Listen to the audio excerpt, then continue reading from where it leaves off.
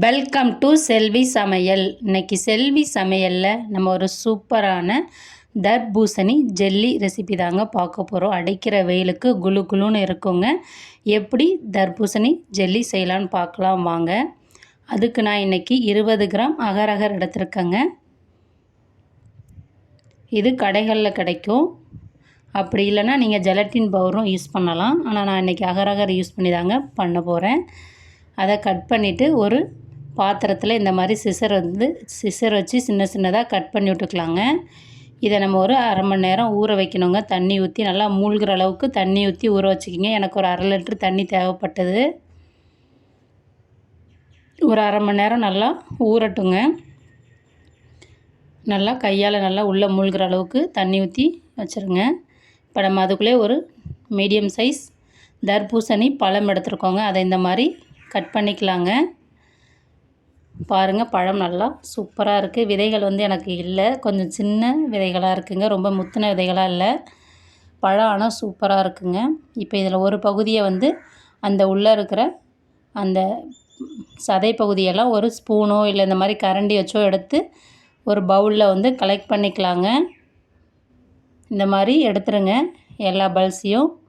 உங்களுக்கு விதை தேவையில்லைன்னா நீங்கள் விதையை எடுத்துகிட்டு அரைச்சிக்கலாம். நான் விதை எனக்கு இப்போ தான் லைட்டாக பிஞ்சு விதையாக இருக்கிறதுங்கிறதுனால நான் அப்படியே தாங்க இன்றைக்கி நான் மிக்சியில் அரைச்சி அந்த தர்பூசணியோட ஜூஸ் எடுக்க போகிறேங்க. இப்போ இதில் இருக்கிற எல்லா தர்பூசணியும் நான் கலெக்ட் பண்ணிட்டேங்க. ஒரு பகுதியை மட்டும்தான் நான் இப்போ யூஸ் பண்ணியிருக்கிறேன். இப்போ இதை நம்ம மிக்ஸி ஜாருக்கு ட்ரான்ஸ்ஃபர் பண்ணி தண்ணிலாம் எதுவுமே சேர்க்கக்கூடாதுங்க. சேர்க்காத இதில் இருக்கிற ஜூஸை நம்ம அரைச்சி எடுத்துக்கலாங்க. நம்ம நார்மலாக தர்பூசணி சாப்பிட்டாலே நம்ம உடம்புக்கு ரொம்ப குளுமை தாங்க. ஆனால் இந்த மாதிரி ஜெல்லி மாதிரி செஞ்சு சாப்பிட்றப்ப இன்னும் குளு குளுன்னு இருக்குங்க.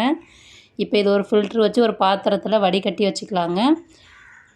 ஜூஸ் மட்டும்தாங்க எடுக்கணும். இந்த மேலே இருக்கிற அந்த நான் கரண்டியால் செய்கிறேன் பார்த்திங்களா, அந்த இதை நமக்கு தேவையில்லைங்க. அதை நம்ம யூஸ் பண்ண வேண்டியதில்லை. அப்படி உங்களுக்கு தேவைன்னா நீங்கள் தனியாக சர்க்கரை போட்டு சாப்பிட்டுக்கலாம், இல்லை நார்மலாக கூட சாப்பிட்டுக்கலாங்க.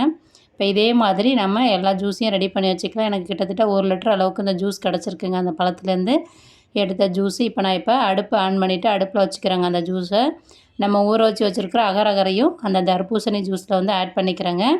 ஆட் பண்ணிவிட்டு இந்த அகரகர் கரையணுங்க. கரையிற அளவுக்கு வந்தால் போதும். நமக்கு ரொம்ப கொதிச்சு எதுவும் பதம் தேவை அந்த மாதிரிலாம் கிடையாது. இப்போ நம்ம கொஞ்சம் ஸ்வீட்காக நான் ப்ரௌன் சுகர் 1/2 கப் யூஸ் பண்ணியிருக்கேங்க. நீங்கள் ஒயிட் சுகர் வேணாலும் யூஸ் பண்ணிக்கலாம், அது உங்களுடைய சாய்ஸ். இந்த மாதிரி மிக்ஸ் பண்ணி விட்டே இருங்க.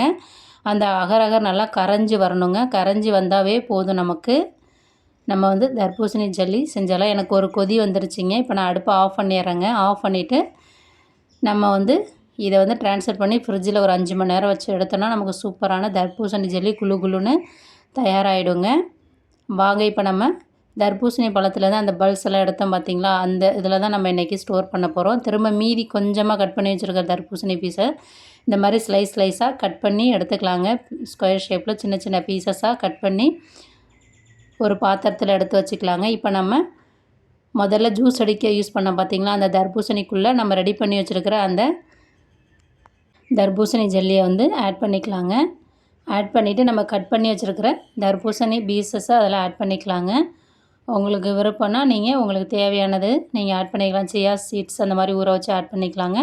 கொஞ்சம் மீதி இருக்குது, அது அந்த மோல்டில் புட்டிங் செய்கிற மோல்டில் ஆட் பண்ணிக்கிறேங்க. ஜெல்லி தர்பூசணி ஜெல்லி அழகாக இருக்கும் பார்க்க. இப்போ இதை வச்சு க்ளோஸ் பண்ணிக்கிறேங்க. மீதி பகுதியை வச்சு க்ளோஸ் பண்ணிவிட்டு ஃப்ரிட்ஜில் ஒரு 5 மணி நேரம் வச்சு எடுத்துக்கோங்க. இதையும் க்ளோஸ் பண்ணிடுறேன். இதையும் ஃப்ரிட்ஜில் ஒரு 5 மணி நேரம் வச்சு எடுத்துக்கலாம். இப்போ 5 மணி நேரம் வச்சாச்சுங்க. இப்போ நான் எடுத்து காமிக்கிறேன் பாருங்கள். நமக்கு சூப்பராக செட் ஆகி வந்திருக்குங்க ஜெல்லி.